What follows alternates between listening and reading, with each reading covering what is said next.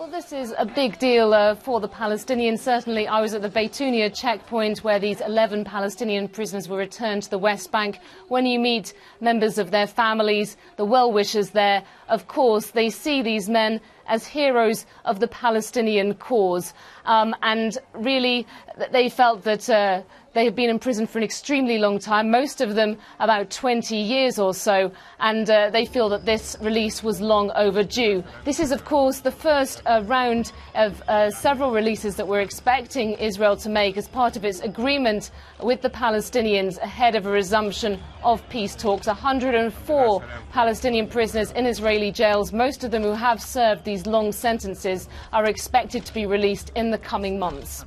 And, as we're speaking to you, we're just looking at the pictures, many saying that Mahmoud Abbas, the Palestinian president who was seen embracing these prisoners, it's going to be a huge popularity boost for him, and particularly pushing him at the centre point of this peace process. Well, I think that is true to some extent. Certainly he sought to make political capital out of this release.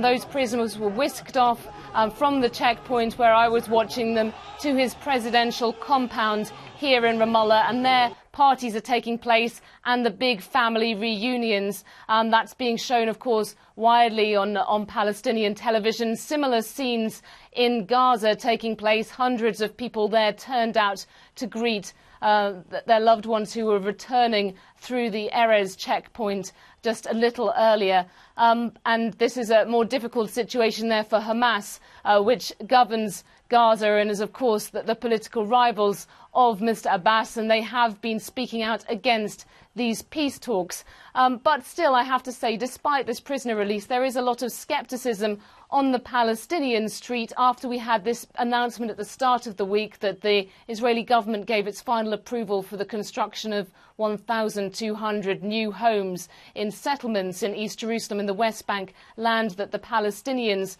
want for their future state. And then there's also a lot of scepticism on the Israeli side. Even the Israeli cabinet's been very divided about this prisoner release. Of course, while these men are received here as heroes, by the Israelis they're considered to be terrorists, people who have blood on their hands.